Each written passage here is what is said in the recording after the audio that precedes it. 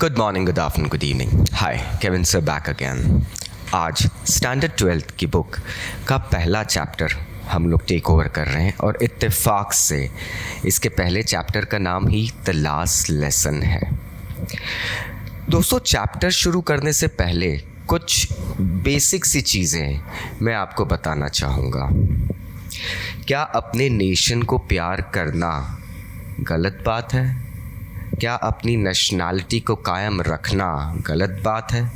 क्या अपनी लैंग्वेज के प्रति एक उत्साह बनाए रखना गलत बात है? No, never. This excitement, this enthusiasm is meant to be in a person or a citizen. दोस्तों, ऑथर इस चैप्टर के जो हैं उनका नाम है अल्फोंस दौदे। अगर मैं यहाँ पे बताऊँ, that is Alphonse Daudet here. Alphonse Daudet basically एक फ्रेंच नॉवेलिस्ट और स्टोरी राइटर थे। अब ये जो स्टोरी लिखी गई है, ये आज से करीब करीब अगर हम देखें तो लगभग 250 साल पहले का एक एरा बताता है। ये वो वक्त है जब फ्रैंको प्रशियन वॉर चला था। That was year 1870 to 1871। अब ये प्रशिया एक टर्म आप लोगों ने पढ़ा होगा 10th स्टैंडर्ड में। हमें पता है जर्मनी बनने से पहले प्रशिया होता था, जो कि आज के करंट 3 देशों को मिला के बनता था। That is Germany, Poland and Austria. अब हुआ ये था कि उस वक्त जर्मन यूनिफिकेशन की बात चल रही थी। हम बात करते हैं, फ्रांस ने भी एक फ्रेंच रेवोल्यूशन देखा था, फिर जर्मन यूनिफिकेशन, जर्मेनिया, फ्रांस के लिए मेरियान एंड ऑल, ये एलेगरी वगैरह आप लोगों ने, अगर आपको थोड़ी बहुत हिस्ट्री याद होगी 10th स्टैंडर्ड की, तो वहाँ पर आपको बहुत अच्छे से कनेक्शन मिल जाएगा। दोस्तों, उस वक्त बिस्मार्क वहाँ पर एक कह सकते हैं आप सेनापति थे। वो लीड कर रहे थे प्रशियन आर्मी को, और उन्होंने फ्रांस के एरियाज़ को टेक ओवर करना शुरू करा था। फ्रांस में 2 काउंटीज़ हैं, 2 एरियाज़ हैं, जिसे अल्सेस और लॉरेन कहते हैं। अल्सेस और लॉरेन को टेक ओवर करा था, और फिर शुरू होती है एक ऐसी पॉलिसी जो कि हर कहीं हर जगह अप्लाई करी जाती है। अगर किसी देश की नेशनलिज्म को ख़त्म करना है तो सबसे पहले वहाँ क्या करना चाहिए? दोस्तों, ये मैं एडवाइस नहीं दे रहा हूँ, ये एक पॉलिसी होती है। यही पॉलिसी यहाँ पर जर्मन लोगों ने अपनाई थी। कहा गया था कि जो बेसिक लैंग्वेज है उसको ख़त्म कर दो, मतलब उस देश के लोगों को उनकी भाषा में बात करने से रोक दो। वहाँ का बेसिक एजुकेशन है वो ख़त्म कर दो। ये सारी चीज़ें जो भी जर्मनी ने करी थी, उन चीज़ों का असर वहाँ पे रहने वाले लोगों के ऊपर किस तरीके से हो रहा था, what were they feeling, what was their like anticipation about them, how were they anticipating this fact that their language was being taken away from them, किस तरीके से वो अपनी नेशनैलिटी को गिव अप नहीं करना चाहते हुए भी गिव अप कर रहे थे। It's all about this story. एक छोटे से बच्चे की कहानी यहाँ पे बताते हैं अल्फोंस। एक छोटा सा बच्चा है जिसका नाम इत्तेफाक से फ्रांस बताया गया है। अब यहाँ पे भी आप एक एलिगरी देखेंगे। देखिए, फ्रांस और फ्रांस नाम सेम दिया गया है, तो एक छोटा सा बच्चा बताया गया है। कहानी के अंदर आपको बहुत अच्छे से एक एलिगरी मिलेगी, एक सिमिली मिलेगा, जिसमें कि बताया गया है कि एक देश है और साथ ही एक बच्चा है। तो सबसे पहले we need to clarify the fact, और इसको बहुत इम्पॉर्टेंटली आप नोट कर लीजिएगा, क्योंकि होगा ये कि फ्रांस जो है वो एक कंट्री के साथ साथ एक लिविंग, एक यंग चाइल्ड है। अब क्या फीलिंग्स चेंज हो रही है, क्या बदलाव आ रहे हैं, वो थोड़ा सा वो बच्चा जो फील कर रहा है वैसे ही बताया गया है कि वो कंट्री भी क्या फील कर रही थी। मौसम बड़ा सुहाना था, एक लवली डे था, सुबह सुबह फ्रांस के नरेशन में बताया गया है।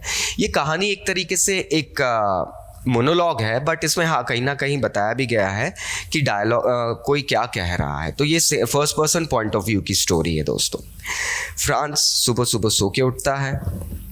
स्कूल जाने की इच्छा तो होती नहीं है क्योंकि दिन बड़ा सुहाना है, सूरज अच्छे से एक अपनी सुहानी सी धूप दे रहा है। पैदल जाने का था, कस्बे रहते थे उस वक्त, तो कोई ऐसी स्कूल बसेस वगैरह का ट्रेंड तो था नहीं। स्कूल जाने का वक्त हो रहा है, लेकिन मौसम इतना सुहाना था कि स्कूल से आज बंक करने का मूड हो जाता है, क्योंकि दूर उसे रशियन आर्मी वाले मार्च करते हुए दिखते हैं। फिर उसे ग्राउंड में बटरफ्लाइज, घास के मैदानों में बटरफ्लाइज मस्ती करते हुए दिखती है, उड़ती हुई दिखती है। उसका मन विचलित हो जाता है, उसे जाने की इच्छा नहीं। दोस्तों यहाँ पर एक चीज़ माइंड करना, नोट करके रखना, फ्रेंच सोल्जर्स मार्च करते हुए दिखते हैं, प्रशियन सोल्जर्स मार्च करते हुए दिखते हैं। इसका मतलब है कि ऑलरेडी ये जो काउंटी है एल्सेस और लॉरेन की, ये ऑलरेडी प्रशियन कंट्रोल के अंदर आ चुकी है। अब एक तरीके से यहाँ पर टेक ओवर कर लिया है उन लोगों ने, और अब उस एरिया के लोग किस तरीके से एक दूसरी कंट्री के गवर्नेंस के अंदर जी रहे हैं। खैर बच्चा है, इन सब चीज़ों से उसे उतना लेना देना नहीं है। स्कूल जाने की आइडिया को ड्रॉप करने वाला रहता है, लेकिन फिर थोड़ा सा डर जाता है। क्यों? कि अगर शाम को कोई मेरे घर वाले अगर हमारे हेडमास्टर से मिल लिए, हमारे टीचर जो हैं, क्योंकि अक्सर क्या होता है छोटे कस्बों में एक छोटा स्कूल होता है, बच्चे वहाँ जाके पढ़ते हैं। हर गांव वाले को, हर कस्बे वाले इंसान को हेडमास्टर साहब जानते हैं और हेडमास्टर साहब को भी सब लोग जानते हैं। अगर कोई बच्चा ऐसे में बंक करे तो it is very easy to recall and ask कि why did your son not turn up to the school today.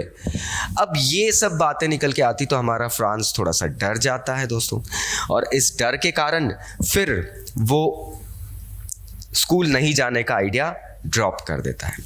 एक और रीज़न था, ये स्कूल नहीं जाना चाहता था क्योंकि आज वहाँ पर फ्रेंच ग्रामर का एक टेस्ट होने वाला था, प्रोबेबली एडजेक्टिव्स, एंड फ्रांस को उसका ए भी नहीं आता था इस रीज़न से। और भैया छड़ी से मार पड़ेगी, क्योंकि एम हैमल एक आयन की एक छड़ी लेके रखते थे अपने हाथ में बच्चों को थोड़ा सा डांटने के लिए।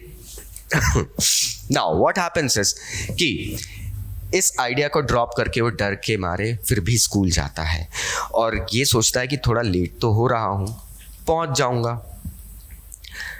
स्कूल पहुँचने के पहले एक वाकया होता है, एक टाउन हॉल होता है। अक्सर हम देखते हैं कि कस्बों में एक टाउन हॉल होता है, मेन सेंटर, जिसे टाउन सेंटर भी कहा जाता है।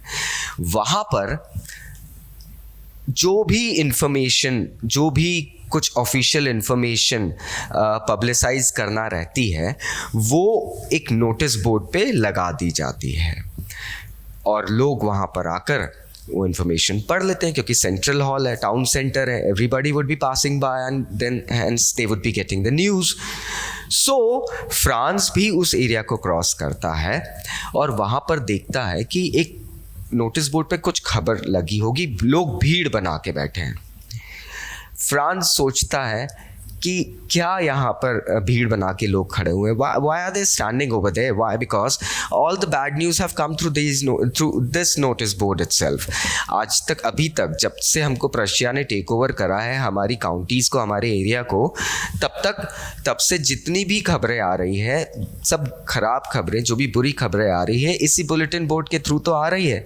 तो क्यों इस बुलेटिन बोर्ड को पढ़ना, इतना टाइम वेस्ट करना, वहाँ पे वो नोटिस पढ़ के आना। चलो उतने में कोई फ्रांस को टोकता है और कहता है, लिटिल बब, कहाँ जा रहे हो भाई तुम, इतनी जल्दी क्या है तुम्हें?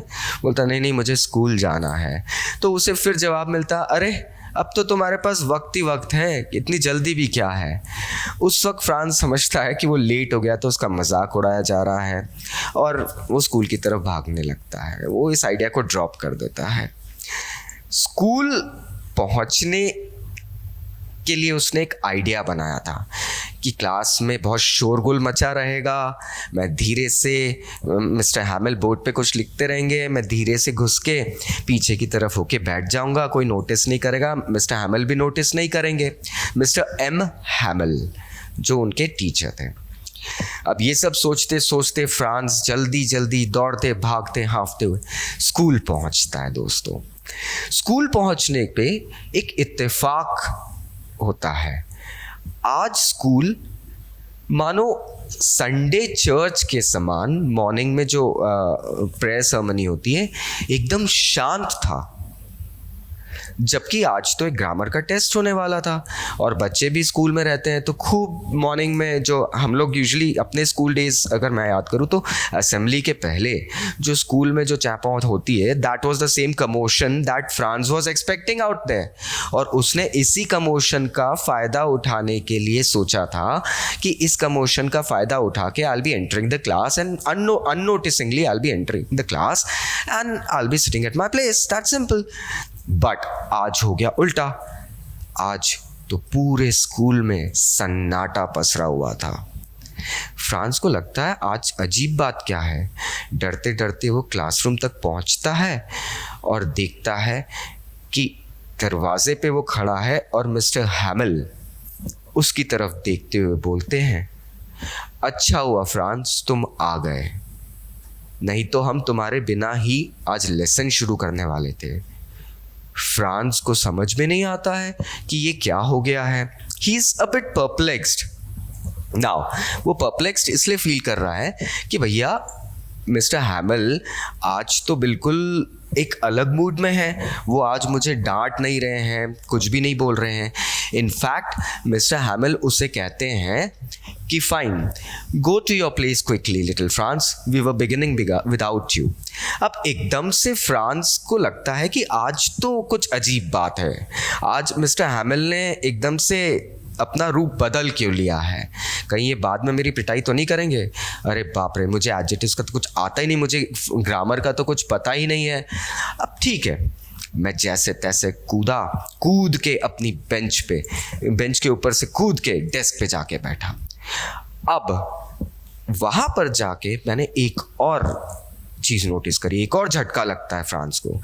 आज मिस्टर हैमिल अपने एक ग्रीन कोट और अपनी फ्रिल्ड शर्ट के साथ थे और एक ब्लैक सिल्की कैप भी पहनी हुई थी। ये ड्रेसेस ऐसी थी, ये एक ऐसी ड्रेस थी जब यूजुअली या तो मिस्टर एम हैमिल चर्च जाने लगेंगे किसी सेलिब्रेशन के लिए, या कोई त्यौहार हो, या स्कूल में किसी का इंस्पेक्शन होने वाला हो, अथॉरिटीज़ आती इंस्पेक्शन के लिए। नाउ ये सारी चीज़ें होने लगी और उसे बहुत अजीब सा लगने लगा। और उसके बाद में मानो जब उसने क्लास की तरफ पलट के देखा तो उसके पैरों तले ज़मीन खिसक गई। आज क्लास में बच्चे तो बच्चे, साथ में गांव के लगभग सारे एल्डर्स और कुछ फेमस लोग भी आके बैठे थे। अब आज ऐसा क्या था कि आज मिस्टर हैमिल के लेसन को पढ़ने के लिए या उनकी क्लास अटेंड करने के लिए वो लोग भी आके बैठे थे जो कि पढ़ना लिखना भी नहीं जानते थे। अगर हम देखें तो यहाँ पर बताया गया है कि फॉर्मर मेयर वहाँ पर बैठे थे, उसके बाद में पोस्ट मास्टर और बहुत सारे एल्डरली लोग वहाँ पे बैठे हुए थे। उसने देखा कि सभी लोग उदास थे। एक गांव के बुजुर्ग थे, हाउसर, ओल्ड हाउसर उन्हें कहा जाता था, जैसे हमारे यहाँ किसी को दाजी कहा के बुला दिया जाता है, दादाजी, बाऊजी, इस तरीके के वर्ड्स यूज़ किए जाते हैं, ग्रैंडपा एंड ऑल। तो हाउसर भी बैठा था और उसके हाथ में एक ओल्ड प्राइमर थी। प्राइमर क्या होती है दोस्तों? प्राइमर एक बुक होती है जिसके अंदर बच्चों को ABCD सिखाई जाती है। अब फ्रेंच लैंग्वेज में अगर बात करें तो अबकद होता है, तो वो इस तरीके से एक प्राइमर भी थी। और उस प्राइमर में मानो उसने एक थंब फंसा के रखा था एक पेज के बीच में, ताकि अगर बुक बंद भी करे तो उसको याद रहे कि मैं किस पेज पे था। एंड वो बुक उसके थाइस पे थी और उसके स्पेक्स उस बुक के ऊपर रखे हुए थे। फ्रांस को समझ में नहीं आ रहा था कि ये सब चल क्या रहा है। तभी मिस्टर एम हैमिल की सेम जेंटल और स्ट्रॉन्ग ग्रेव आवाज आती है। वो कहते हैं, my children, this is the last lesson I shall give you. The order has come from Berlin to teach only German in the schools of Alsace and Lorraine. The new master comes tomorrow. This is your last French lesson. I want you to be very attentive. M. Hamel के ये words जो थे वो France के लिए एक thunder clap थे। दोस्तों, ये बड़ा इंपॉर्टेंट क्वेश्चन है, कभी कभी बोर्ड्स में आ भी जाता है। ये एक थंडर क्लैप थे, मतलब मानो बिजली कड़क गई हो। एम हैमल ने कहा था, बच्चों, आज का ये आपका लेसन आपकी फ्रेंच लैंग्वेज का लास्ट लेसन है, क्योंकि बर्लिन जो कि जर्मनी की कैपिटल है और जर्मन हेडक्वार्टर भी था वॉर का, वहाँ से ऑर्डर आया है कि अल्सेस और लॉरेन डिस्ट्रिक्ट्स में अब फ्रेंच लैंग्वेज नहीं सिखाई जाएगी। एक नया टीचर भेजा जाएगा जो कि जर्मन लैंग्वेज सिखाएगा। अब सोचिए दोस्तों, जैसा कि मैंने आपको कहा, किसी नेशन की नेशनैलिटी ख़त्म करना हो तो वहाँ के बेसिक रूट्स को काटा जाए, वो बेटर रहता है। यहाँ पे प्रशिया ने वही करा। यहाँ पर फ्रेंच लैंग्वेज को दूर करके जर्मन लैंग्वेज सिखाने का ऑर्डर भेज दिया। जो इंसान जिंदगी भर अपनी लैंग्वेज बोलता आया है, आप मेयर की बात करें, पोस्ट मास्टर की बात करें, उसके बाद में ओल्ड हाउसर की बात करें, इन लोगों के लिए तो वो एक बहुत सैड मोमेंट रहेगा। फ्रांस को अब समझ में आया कि हे भगवान, ये वो ऑर्डर था शायद जिसके लिए मुझे वहां पर कोई कह रहा था कि अब तुम्हें जाने की कोई जल्दी नहीं है, तुम्हारे पास बहुत टाइम है, तुम्हारा फ्रेंच का अगर एग्ज़ाम भी है या टेस्ट है आज ग्रामर का तो कोई मतलब नहीं है। तब उसे समझ में आता है कि आज वहाँ पर टाउन हॉल पे ये वाला एक नोटिस लगाया गया था। फिर सडनली उसके अंदर एक उत्तेजना पैदा होती है। He suddenly feels a sort of anguished. उसके अंदर एक एंग्जाइटी आ जाती है कि लास्ट लेसन क्यों? मैंने आज तक तो अपनी लैंग्वेज को ढंग से समझा नहीं है, मैं उसे ढंग से पढ़ नहीं पाता हूँ, मैं उसके बेसिक ग्रामर एटिकेट समझ नहीं पाता हूँ, फिर भी मैं इसको अपना लास्ट लेसन क्यों समझूं? और आज तक मैंने जो बुक्स जो मुझे वजनी लगती थी, जो मुझे चैप्टर्स समझ में नहीं आते थे, इत्तेफाक से अब मुझे ऐसी फीलिंग क्यों आ रही है कि मैं इनको छोड़ना नहीं चाहता, मैं इन्हें जाने नहीं देना चाहता हूँ। You know, friends, there is a big proverb. It says that fear of loss is greater than joy of gaining something. यहाँ पे वो बिल्कुल इनकम्पनसेट हो रहा है, बिल्कुल अप्लाई हो रहा है। जो चीज़ हमारे पास हमेशा रहती है उसकी कदर नहीं रहती है।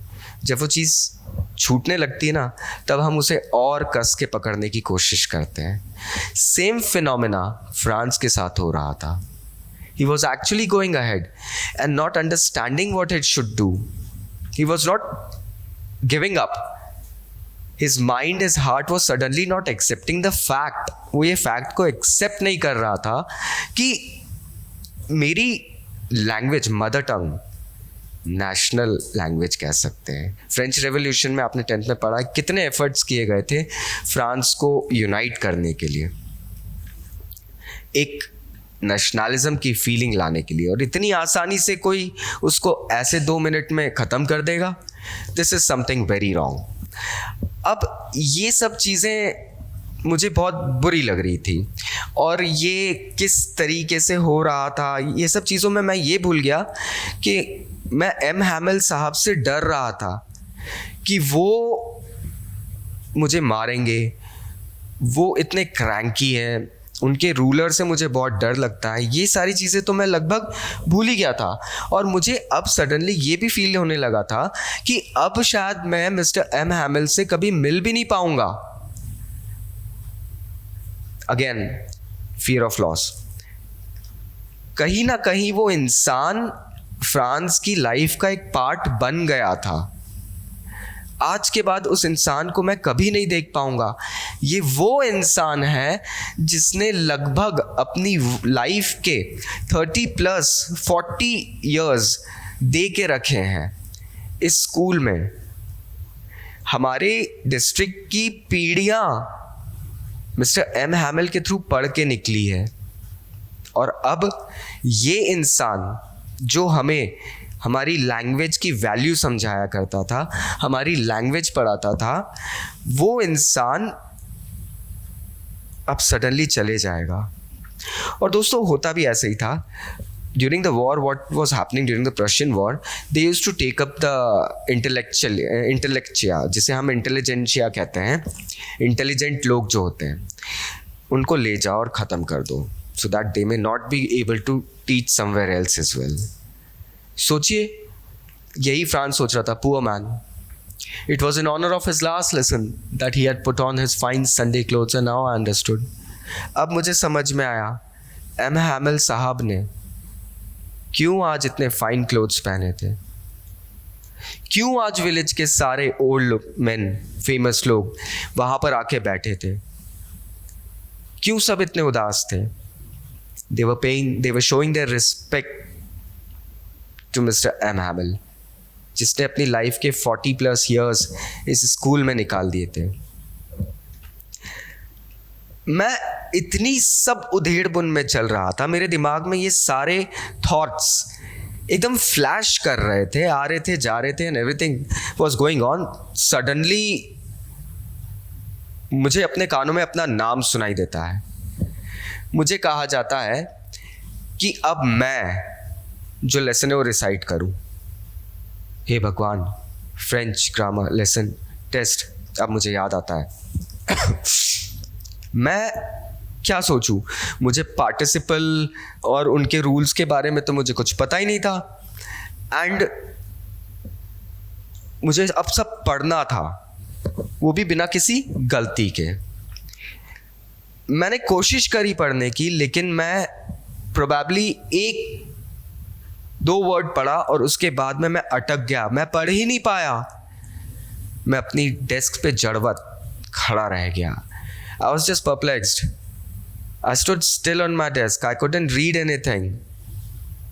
आई was all blank and I was ready to be beaten by mister M Hamel और उनकी वो रॉड। लेकिन एम हैमिल कहते हैं, I won't scold you little Franz, you must feel bad enough, see how it is. Every day we have said to ourselves, I've plenty of time, I'll learn it tomorrow, and now you see where we have come out. Mister Hamel कहते हैं कि France, मैं तुम्हें नहीं डांटूंगा, ये हम लोगों ने बहुत पहले से सुधार लेना चाहिए था। हम लोग आज का काम कल पे टालते हुए आए हैं कि अरे बहुत टाइम है, आज नहीं कल कर लेंगे, and all sort of things. Now what happens is that यहाँ पर एम हैमिल फिर से एक चीज़ रिकलेक्ट करते हैं। वो कहते हैं ये गलती तुम्हारी नहीं है, ये गलती एक्चुअली पूरे अल्सैस के रहने वाले लोगों की है। हमारे डिस्ट्रिक्ट के रहने वाले लोगों की आदत है कि वो आज को सीखने वाला काम हमेशा से अगले दिन पे टालते आए हैं, और ये चीज़ के कारण सामने वाले को हमने हक दे दिया है एक चीज़ इमेजिन करने का और कहने का कि तुम लोगों के पास तो तुम्हारी लैंग्वेज ही नहीं है, तुम लोग अपनी लैंग्वेज जानते ही नहीं हो, तो फिर तुम अपने आप को फ्रेंच नेशनल्स कैसे कह सकते हो। ये सारी बातें फ्रांस को पिन के समान चुभ रही थी। इनफैक्ट एम हैमिल ये कहते हैं कि यहाँ पर सिर्फ तुम्हारी गलती नहीं है फ्रांस, यहाँ पे गलती उन पेरेंट्स की भी है जो अपने बच्चों को स्कूल में अपनी लैंग्वेज सीखने के लिए भेजने से बेटर फील्ड्स में, वाटर मिल्स में काम करने के लिए भेजना ज़्यादा पसंद करते हैं। ये उन पेरेंट्स की गलती है जिन्होंने कभी वैल्यू नहीं समझी कि हमारे बच्चों को फ्रेंच लैंग्वेज आनी चाहिए, हमारी नेशनल लैंग्वेज आनी चाहिए। हमारी नेशनैलिटी कभी खतरे में पड़ गई तो क्या होगा। और सिर्फ पेरेंट्स की गलती नहीं है, यहां पर थोड़ी बहुत गलती मेरी भी है। क्यों? क्योंकि जब मुझे फिशिंग जाना होता था, जब मुझे अपने पर्सनल काम पे जाना होता था, उस दिन मैं स्कूल की छुट्टी कर दिया करता था। मैं भी कहीं ना कहीं उतना ही दोषी हूं। Even I am the culprit, you know, I am equal culprit, I am partner in the crime. Mister M Hamel बहुत ही दुख के साथ, लेकिन रेज के साथ, एनरेज्ड होके, जस्ट इमेजिन एक पर्सन के अंदर गुस्सा है लेकिन वो दुखी है। एम हैमिल उस टोन में यहां पर ये बातें कहते हैं।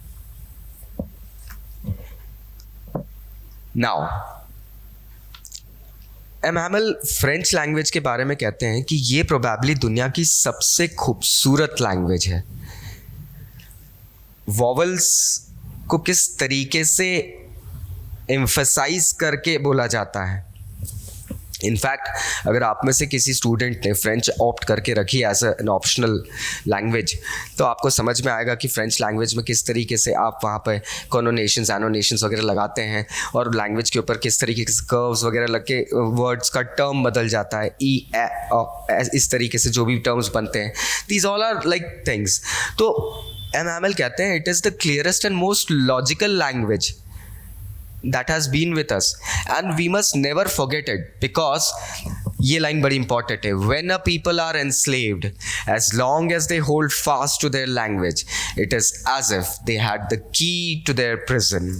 I remember while checking the 12th board English copies last year, I saw this question in all the 4 sets. So this is very important. ये लाइन बड़ी इंपॉर्टेंट है। इस लाइन में बहुत क्लियरली कहा गया है कि जब लोगों को गुलाम बनाया जाता है, जब तक वो अपनी लैंग्वेज को अपने से जोड़े रखेंगे, तब तक उनके पास आज़ादी का एक जरिया रहेगा। क्योंकि एक लैंग्वेज ही है जो लोगों को जोड़े रखती है। हम कभी फॉरेन ट्रिप पे जाते हैं और वहाँ पर अगर हमको कोई हमारी भाषा में बात करने वाला मिल जाता है, मैं कोई फिक्स या स्पेसिफिक लैंग्वेज नहीं कहूँगा दोस्तों, क्योंकि हमारा इंडिया एक बायलिंगुअल, मल्टीलिंगुअल इनफैक्ट स्टेट है। तो यहाँ पर अलग अलग बात होती है। Just imagine a Punjabi going to like England and meeting a Punjabi and speaking in Punjab, Gurmukhi. That is a lovely moment. A Tamil person going to Japan, वहाँ पर उसको कोई तमिल बोलने वाला मिल गया, वाह, उसके लिए एक अलग फैक्ट हो जाएगा। So this is what happens out there. अब उसके बाद में एम हैमिल साहब ने ग्रामर की बुक खोली और हमें पढ़ाना शुरू करा। फ्रांस कहता है कि मैं आश्चर्य में था, आई वॉज एस्टोनिश्ड कि मैं कितने अच्छे से आज उस चैप्टर को समझ पा रहा था, जिस ग्रामर से मैं हमेशा कटता बचता आया हूँ। अक्सर सारे स्टूडेंट्स भी करते हैं ऐसा, बट व्हाट हैपेंस इज कि आज फ्रांस को वो सारी चीज़ें बहुत ईजिली समझ में आ रही थी। और शायद फ्रांस कहता है कि आज से पहले मैंने कभी इतनी शिद्दत के साथ, इतने केयरफुली मैंने इस चीज़ को कभी सुना भी नहीं था, एंड इतने पेशेंस के साथ मैंने कभी फ्रेंच लेसन्स पढ़े नहीं थे। आज मानो ऐसा लग रहा था कि मिस्टर एम हैमिल अपनी सारी फ्रेंच की इंफॉर्मेशन, सारी नॉलेज हमारे साथ शेयर करना चाह रहे थे। उनका पूरा का पूरा मन हमें पूरी नॉलेज देने में लगा था। Probably that was the last lesson because, और उस दिन हमें राइटिंग के भी लेसन्स करने थे, और एम हैमिल साहब हमारे लिए बहुत नई कॉपीज़ लेकर आए थे, जिसमें बहुत खूबसूरती के साथ उनको सजाया गया था उन कॉपीज़ को। अब यहाँ पर इस चैप्टर के कुछ क्वेश्चंस आते हैं. Think like about what you read. What was France expected to be prepared with for the school that day? किसी के पास आंसर है? Now the answer would be like, आज फ्रांस को पार्टिसिपल्स का ग्रामर टेस्ट फ्रेंच में पढ़ के complete करके जाना था, क्योंकि आज उसका टेस्ट था. तो आंसर को इस तरीके से फ्रेम कर सकते हैं that the teacher, M. Hamel, had gone ahead and informed the students about conducting a test on participles, and France was expected to go ahead and be prepared for the same. What did France notice that was unusual about the school that day? उस दिन school में ऐसी क्या अजीब बात थी? तो वो वाकया याद करो, जब फ्रांस स्कूल पहुंचता है एकदम सन्नाटा रहता है. France had expected the school to be full of commotion, with the voices of children playing around and the voice of ruler spanking on the desk and everything. लेकिन आज उसको वो सब नहीं मिलता है. What had been put up on the bulletin board? Bulletin board पे क्या खबर छपी थी? तो खबर ये छपी थी कि आज के बाद डिस्ट्रिक्ट अल्सेस और लॉरेन में फ्रेंच के लेसन्स नहीं पढ़ाए जाएंगे. They will only be German language taught. Copy पे लिखा हुआ था फ्रांस अल्सेस, फ्रांस अल्सेस, और यही चीजें हमको स्कूल में भी लड़ियों के समान क्लासरूम में टंगी हुई दिख रही थी. रिमेंबर वो ट्राइंगुलर कुछ फ्रिल्स होती है पहले, अभी तो नहीं दिखती है, लेकिन पहले हम कहीं फंक्शन रोड साइड वगैरह देखते थे तो ट्राइंगुलर फ्रिल्स लगी रहती है. That was there. अगेन हमारे रूम में भी वही चीज़ें टंगी हुई थी और बहुत सुंदर तरीके से ये सब करा हुआ था. क्लास में आवाज़ सिर्फ पेपर पे पेन चलने की आ रही थी, इसके अलावा कोई आवाज़ नहीं आ रही थी. हाँ, थोड़े से बीटल्स वगैरह उड़ के क्लास में आए, लेकिन आज तो छोटे किंडरगार्टन जो छोटे बच्चे होते हैं उनका मन तक उन बीटल्स में नहीं गया था. छोटे बच्चे क्या होते हैं, क्लास में थोड़ी सी भी एक स्टिमुला आता है ना, एक्सटर्नल फैक्टर या कुछ भी डिस्ट्रैक्शन, बच्चे बहुत जल्दी डिस्ट्रैक्ट होते हैं. लेकिन आज बच्चे बिल्कुल डिस्ट्रैक्ट नहीं हो रहे थे और किसी ने उन बच्चों की तरफ ध्यान भी नहीं दिया था. बच्चे तो बहुत अच्छे से अपनी कर्सिव लैंग्वेज वगैरह बनाने में, फिश हुक्स मतलब कर्सिव लैंग्वेज में जैसे होते हैं, वो सब चीज़ें बनाने में बिजी थे. मैंने खिड़की से छत की तरफ कुछ कबूतरों की आवाज़ सुनी और मेरे मन में आया कि क्या आप इनको भी जर्मन सिखा पाओगे. देखिए दोस्तों, यहाँ पर ना एक एलिगरी दी है. पिजन मतलब एक फ्री बर्ड, एक बर्ड है. Birds are free. आप बर्ड को कंट्रोल नहीं कर सकते हैं कि कहाँ उड़ान भरना है, कहाँ जाना है, कहाँ बैठना है, कहाँ से दाना चुगना है, कहाँ से पानी पीना है.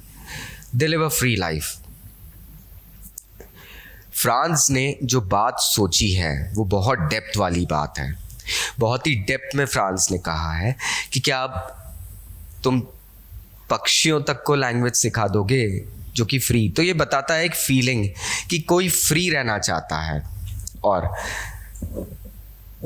मैंने जब जब अपनी राइटिंग से ऊपर की तरफ नज़रें उठा के देखा तो मैं मिस्टर एम हैमेल को बिल्कुल मोशनलेस अपनी चेयर पे बैठा हुआ देख रहा था और मैं देख रहा था कि वो हमारे क्लासरूम को ऑब्जर्व कर रहे हैं. कभी एक चीज़ को देखे जा रहे हैं तो कभी दूसरी चीज़ को देखे जा रहे हैं. ऐसा लग रहा था कि ये जो इनका जो स्कूल का रूम है, ये इस पूरे रूम को रिमेंबर करना चाह रहे हैं, ये इस रूम को देखना चाह रहे हैं कि यहाँ पर मैंने अपनी ज़िंदगी के लगभग 40 साल बिताए हैं और आज मुझे यहाँ से सडनली निकल जाना है. अब वो बाहर अपने गार्डन को देख रहे थे. हाँ, बस फ़र्क कुछ नहीं हुआ ये था कि डेस्क और बेंचेस थोड़ी सी स्मूथ हो गई थी. वॉलनट का ट्री जो गार्डन में थे वो थोड़े टॉल हो गए थे. और हाँ, जो हॉपवाइन जो उन्होंने खुद लगाई थी, हॉपवाइन मतलब एक बेल होती है, वो अब विंडो से रूफ की तरफ तक बड़ी हो गई थी.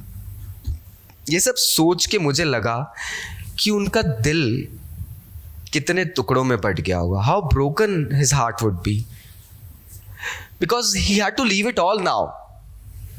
और मुझे सुनाई दिए ऊपर, क्योंकि यूजुअली क्या होता है क्लासरूम के ऊपर ही उनका घर था, मुझे ऊपर एटिक में उनकी सिस्टर के कदमों की आवाज आ रही थी। Probably she was ready packing the bags and ready to move on, because they had to leave the country next day. वो संदूक पैक कर रही थी, उनको देश से भेजा जा रहा था दोस्तों। लेकिन फिर भी, इसके बावजूद भी मिस्टर एम हैमिल पेशेंट थे, काम थे। उन्होंने एक एक बच्चे का लेसन आखिर तक सुना कि बच्चों ने क्या लिखा, एंड उसके बाद में हमारा राइटिंग के लेसन हुआ, फिर हिस्ट्री का लेसन होता है, एंड देन छोटे बच्चों ने अपने बा, बेबी, बोबू वगैरह जो भी होते हैं उनकी लैंग्वेज का वो सब करा। ये सब करके वापस से रूम में बैठे हुए हैं। ओल्ड हाउसर तक ने अपने स्पेक्स पहन लिए थे और प्राइमर दोनों हाथों में पकड़कर कोशिश कर रहा था बच्चों के साथ में वो लैंग्वेज लर्न करने की, मानो आज उस डिस्ट्रिक्ट का हर इंसान अपनी लैंग्वेज को समझने की कोशिश कर रहा था, दिल से लगाने की कोशिश कर रहा था, लर्न करने की कोशिश कर रहा था। और दिख रहा था कि ओल्ड हाउसर आज किताब पढ़ते पढ़ते सडनली रो रहा था, उसकी आंखों से आंसू बह रहे थे। ही वॉज इन ग्रीफ, उसकी आवाज ट्रेम्बल हो रही थी इमोशंस के कारण, और लग रहा था कि बहुत फनी है, ये क्यों ऐसे बैठ के रो रहा है। लेकिन अब समझ में आया कि अरे ये तो पूरा लास्ट लेसन है हमारा, इस कारण से वो बैठ के रो रहा है। आज के बाद हम कभी ये लैंग्वेज पढ़ नहीं पाएंगे। अचानक चर्च बेल बजती है। यूजुअली चर्च में बेल को एंजेलस कहा जाता है, जो कि 12 o'clock पे यूजुअली दोपहर में बजाई जाती है। एक तरीके से ये एक ट्रेंड होता है कि टाउन हॉल में बेल बजती है तो लोगों को पता चल जाता है it is mid day now, you can have your lunch and all and sort of things. ये आधा दिन गुजर चुका है दोस्तों, सॉर्ट ऑफ। चर्च बेल बजती है, 12 o'clock का टाइम होता है, और उसी समय प्रशियन आर्मी का बिगुल सुनाई देता है, ट्रम्पेट सुनाई देता है, और मार्चिंग एक ड्रिल कंपनी की सुनाई देती है, as if soldiers were coming. Window तक आती है। एम हैमिल साहब अपनी चेयर के पास जहाँ थे वहीं खड़े हो जाते हैं। आज एम हैमिल इतने गर्व के साथ खड़े हुए हैं, हमने कभी, we never saw him stand so tall. ये वर्ड्स हैं यहाँ पे, I never saw him look so tall. That means आज से पहले एम हैमिल के अंदर हमने ऐसा करेज कभी नहीं देखा था, ऐसा प्राउडनेस, ऐसी लीडरशिप कभी नहीं देखी थी। And that is what happened. M Hamel कहते हैं, माय फ्रेंड्स, आई। ये कहते हुए उनके वर्ड्स मानो गले में अटक जाते हैं। He is in grief, he couldn't speak a word. He wanted to speak a lot, but he did not. He could not. What happens is, he just turns towards the blackboard, एक चौक लेते हैं और अपनी पूरी हिम्मत के साथ लिख देते हैं, Vive la France. That means, France जिंदाबाद, long live. अब वो रुक जाते हैं और बिना पलटे, बिना हमारी तरफ देखे एक जेस्चर देते हैं, क्लास डिसमिस्ड, यू मे गो। वो पलटते नहीं है, हमें पता है शायद वो ब्लैक बोर्ड की तरफ अपना चेहरा करके अपने आंसू छिपा रहे हो। दोस्तों यहां पर ये चैप्टर खत्म हो जाता है। Now what happens is this actually shows us that a person who's involved into certain criteria, certain development, एक नेशनल लैंग्वेज सिखाना किसी को मतलब नेशन बिल्डअप का काम होता है। और जब किसी ने 40 साल तक ये करा हुआ है तो जाहिर सी बात है उस पर्सन के अंदर 40 साल का जज्बा आ जाएगा। और suddenly out of the blue एक दिन एक ऑर्डर आता है कि नहीं, you have to leave, you have to finish, nothing else. उसके बाद भी आपका फ्यूचर अनसर्टन है, आपको पता नहीं वो आर्मी वाले कहाँ लेके जाएंगे, क्या करेंगे। आप हो, आपकी एक जवान बहन है, what is going to happen you don't know, but it is happening. Now question answer यहां पर आते हैं। What changes did the order from Berlin cause in the school that day? उस दिन स्कूल में ऐसा क्या बदलाव आ गया था बर्लिन के ऑर्डर के कारण? तो दोस्तों बदलाव ये आया था that everybody was feeling sorry, everybody was feeling a bit perplexed, they were full of anxiety that they had not learned their language, their mother tongue, their national language, and now suddenly it is being taken away, it is being snatched from them. How did France feelings about M. Hamilton school change? France की feeling कैसे बदल गई? France को उस दिन realise हुआ कि मैं जिस लैंग्वेज से कतरा रहा था, जिस लैंग्वेज से भागते आ रहा था, वो तो मेरी नेशनल लैंग्वेज है, मेरी आइडेंटिटी है, मेरी पहचान है। मैं उस लैंग्वेज को कभी नहीं सीख पा रहा था, उस लैंग्वेज की बेसिक जो एट्रिसिटीज़ होती है वो नहीं सीख पा रहा था, और आज मुझसे वो लैंग्वेज छीनी जा रही है। मानो मुझसे मेरी सबसे प्यारी चीज़ हमेशा हमेशा के लिए छीनी जा रही है, जो कि आज के बाद मुझे चाह के भी नहीं मिल पाएगी। That was really sad. The people in the story suddenly realized, अब ये कुछ बेसिक टेक्स्ट वाले क्वेश्चंस हैं, how precious their language is to them. What shows this to you? What does this, why does this happen? जैसा मैंने आपको बताया, fear of loss is greater than joy of some, like gaining something, जिसको आज की date में हम लोग का 2 साल से कॉपीज में चेक कर रहा हूँ, फोमो भी कहते हैं, fear of missing out। तो ये फोमो सिंड्रोम जो है ना, ये काफ़ी हद तक यहाँ अप्लाई हो रहा है, और ये फोमो ही था। अगर आप फोमो भी लिख कर आएंगे friends, there is nothing wrong in that, we will provide you marks, there is nothing wrong. ये फियर ऑफ मिसिंग आउट जो था ना, उस कारण से लोग यहां पर और ज्यादा इन्वॉल्व हो गए थे कि हम कहीं हम रह नहीं जाए। आज क्या बताने वाले हैं, लास्ट लेसन है उनका, चलो। That was what was happening in this story.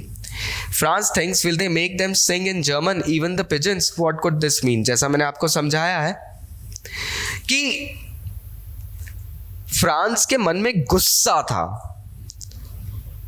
कि क्या आप हम लोगों को तो काबू में करने की कोशिश कर रहे हो, हम लोगों से तो लैंग्वेज छीन के जबरदस्ती एक लैंग्वेज सिखा रहे हो, लेकिन क्या ये आज़ादी तुम इन पक्षियों से भी छीन के दिखा पाओगे जिन्होंने कभी किसी की गुलामी में नहीं रहना सीखा? अक्सर देखना पिंजरे में पक्षी मर जाते हैं, and that is what was happening over here. इसके एक से ज्यादा आंसर्स भी हो सकते हैं, and there is nothing wrong in that. When a people are enslaved, as long as they hold fast to their language, it is as if they had the key to their prison. Can I think of examples in history where conqueror people had their language taken away from them or had their language imposed on them? ज़्यादा पीछे जाने की ज़रूरत नहीं है। इसी Franco Prussian war के पहले की बात है, नेपोलियन बोनापार्ट ने भी सेम चीज़ करी थी। जब फ्रेंच रेवोल्यूशन चला था तो पूरे यूरोप को एक तरीके से फ्रेंच लैंग्वेज सिखाने का भूत नेपोलियन बोनापार्ट साहब पे भी चढ़ा था। उन्होंने भी बहुत सारी ऐसी काउंटीज को अपने अंडर में कर लिया था और फ्रेंच लैंग्वेज को कंपल्शन बना दिया था दोस्तों। So what goes round comes round वाली बात होती है कहीं ना कहीं। So there is an example, what happens to a linguistic minority in a state, how do you think they can keep their language alive? Linguistic minority का मतलब होता है, लिंग्विस्टिक मतलब भाषा के ऊपर बेस्ड, माइनॉरिटी मतलब अगर हम बात करें तो एक छोटे लोगों का दल। अब लिंग्विस्टिक माइनॉरिटी को हमेशा अपनी कम्युनिटी में रहना पसंद आता है, क्योंकि they cherish the language. And how do they do that? तो देखो, जैसे आप अलग अलग सिटीज़ में जाके देखो तो आप देखेंगे, जैसे बंगाली क्लब है, Calcutta, West Bengal is a beautiful place, part of India. अगर हम नोटिस करें तो वहाँ पे भी वहाँ के लोग पूरे इंडिया में जहाँ पे भी जाके रहते हैं वो अपनी कम्युनिटी के कुछ ग्रुप्स बना लेते हैं, not just West Bengal but और भी Kerala, Tamil, Telugu, Kannada and all people actually go ahead and form their groups. This is how they go ahead and keep their like things alive. देखिए, जैसे example, Punjabis in Bangalore, Tamilians in Mumbai, Kannadigas in Delhi and Gujaratis in Calcutta. Reason मैंने आपको दिया। Is it possible to carry pride in one's language too far? Do you know what linguistic chauvinism means? Yes, this is an important question. क्या कभी कभी हम हमारी linguistic pride को, हमारी भाषा की प्राइड को कुछ हद से ज़्यादा नहीं उपयोग में लेके आ जाते हैं? क्या ये लिंग्विस्टिक शॉविनिज्म नहीं कहलाएगा? तो दोस्तों, इसका रिप्लाई है yes, it can be called linguistic chauvinism. Linguistic chauvinism का मतलब है अपनी भाषा को ज़बरदस्ती प्राइम घोषित करना, दूसरों की भाषा पे रिस्पेक्ट नहीं करना, दूसरों की लैंग्वेज की कोई कद्र नहीं करना, not going ahead and appreciating them और their language and just trying to prove that your language is again and again the best. अब यहाँ पर कुछ वर्ड्स हैं इस टॉपिक, इस चैप्टर के। English is a language that contains words from many other languages. Yes, this inclusiveness is one of the reasons it is now world language. हाँ, ये बात सही है दोस्तों। ये एक्सरसाइज मैं एक्चुअली अपने स्कूल में बच्चों को भी करवाता हूँ, और एक चीज़ इससे निकल के आती है। अगर हम आज की डेट में देखें तो 1000 से ज़्यादा वर्ड्स मिल जाएंगे जो इंग्लिश में है, जो कि अलग अलग लैंग्वेज से लिए जाते हैं दोस्तों। लाइक ऑक्सफोर्ड डिक्शनरी तक ने पराठा वर्ड को यूज़ करना शुरू कर दिया। वाई? बिकॉज उसके लिए कोई इंग्लिश वर्ड नहीं है, पैनकेक बोल नहीं सकते। कुछ वर्ड्स हैं पेतीत। पेतीत मतलब slim. Now this is a French word. Kindergarten. Kindergarten, जिसको हम kindergarten बोलते हैं स्कूलों में, नर्सरी जर्मन वर्ड है। नर्सरी वर्ड क्या होता है? नर्सरी, हमें एक नॉर्मल लैंग्वेज, अगर हम नर्सरी की बात करें तो नर्सरी या तो स्कूल में दिखती है या तो पौधों वाले नर्सरी, लेकिन दोनों जगह आप देखो छोटे छोटे सैपलिंग्स ही तो पाले जाते हैं। छोटे छोटे सैपलिंग्स की केयर करी जाती है, छोटे छोटे बच्चे होते हैं उनकी केयर करी जाती है। सेम नर्सरी में भी छोटे छोटे पौधों की केयर की जाती है। वर्ड सेम है। किंडरगार्टन वहाँ से आया। Capital, capital is a word, capital that means एक main prime town. Capital is a Latin word, Roman Catholic का है। डेमोक्रेसी, अगेन ये डेमोस क्रेटोस, ये वर्ड जो आया है ये ग्रीक से आया है। बाजार, Harper's Bazaar, now a famous place in UK. It is a Hindi word. अच्छा, अब एक्सरसाइज दी गई है इन वर्ड्स के ओरिजिन्स बताना है। Tycoon, tycoon is a word जिसका मीनिंग होता है successful, on the top. That is barbecue. Barbecue again is a French word. इसका मतलब होता है सेकना किसी चीज़ के ऊपर। अगर आप बारबेक्यू देखें तो रोस्ट करने का होता है। Zero, zero is a word given by Arabic. इसका मतलब ज़ीरो, शून्य। Tulip, tulip is again a French word and it comes, it has got an origin. इसके अंदर जो that means tiny and beautiful. Veranda, veranda एक Hindi word है। बरामदा, बरामदा घर के बाहर के आंगन से पहले का एक एरिया होता है। प्रोबेबली गेस्ट आते हैं तो बाहर बैठ जाते हैं, मतलब गार्डन में नहीं बट बरामदे में। तो जब ब्रिटिशर्स इंडिया आए थे तो उन्होंने ये वर्ड बरामदा अपनी लैंग्वेज में लेना शुरू करा, but you know as they were not very good with our terms, जैसे मुंबई को मुंबई, बॉम्बे बोलना शुरू करा, कोलकाता को कलकत्ता, कलकत्ता बोलना शुरू कर दिया इन लोगों ने। उसी तरीके से यहाँ पे बरामदे को वरांदा यूज करना शुरू करा. And there are other words as well, ski, trek, robot, bandicoot and all. You can go ahead and try it and find it out. That will be a good exercise for you people as well. कहा गया है इस sentence के अंदर, ये 3 options दिए हैं. कौन सा ऑप्शन MCQ के लिए? Yes, this is important. What a thunderclap these words were to me. Which words? Were they loud and clear, startling and unexpected, या pleasant and unwelcome? तो देखिए loud and clear वो चीज़ होती है जिसे हम पूरे ईयर्स दे रहे हैं. Pleasant and welcome thunder clap नहीं होती, बिजली कड़कती है हमें डर लग जाता है दोस्तों. तो यहाँ पे आएगा startling and unexpected. Again, when the people are enslaved, as long as they hold fast to their language, it is as if they have the key to their prison. As long as they what? They do not lose their language, they are attached to the language or quickly learn and conquer their language. तो यहाँ पे lose की तो बात ही नहीं आ रही दोस्तों. Quickly learn the conqueror's language तो बिल्कुल नहीं. तो yes, are attached to the language, अपनी language को अभी छोड़ते नहीं है. Don't go so fast, you'll get your school in plenty of time. ये क्यों कहा गया था? ये कहा गया था कि very late too early या early enough is the right option. I never saw him look so tall. M. Hamel had grown physically tall. क्या उस दिन M. Hamel की हाइट बढ़ गई थी? या seemed very confident, या stood या चेयर पे चढ़ गए थे? तो दोस्तों it would be seemed very confident. अगर हम ये सेंटेंस पढ़ते हैं, देखिए M. Hamel had said that he would question us upon participles. इस सेंटेंस में had said एक वर्ब का फॉर्म दिया गया है और वो जो वर्ड है ये अर्लियर पास्ट कहा गया है. सेइंग हैपेंड, इसमें फॉर्म दिए गए हैं. ऐसे हमें 5 सेंटेंसेस चैप्टर में से कॉपी करने हैं जिसमें ये कहा गया है. ये वाला जो फॉर्म होता है हमारा, you know like past participle वाला, यहीं पे आप बात आ रही है. पास्ट पार्टिसिपल वाले फॉर्म है वो हमें यहाँ पे यूज़ करना रहेंगे. So this is where it actually goes ahead and finishes off. So next option है एक नोटिस लिखने का स्कूल बुलेटिन बोर्ड के लिए. तो आई गेस आपको नोटिस राइटिंग की प्रैक्टिस होती है. You can go ahead and do that. 100 words में एक 3 लैंग्वेज का वर्ड लिखना है. हर किसी के अलग अलग टर्म्स होते हैं दोस्तों. So here the chapter ends. I hope your questions are clear. Still if you have any doubts, so I would request you to go ahead and comment. We are free for your comments and we would be going ahead and replying back as well. Thank you so much. Take care. Bye-bye.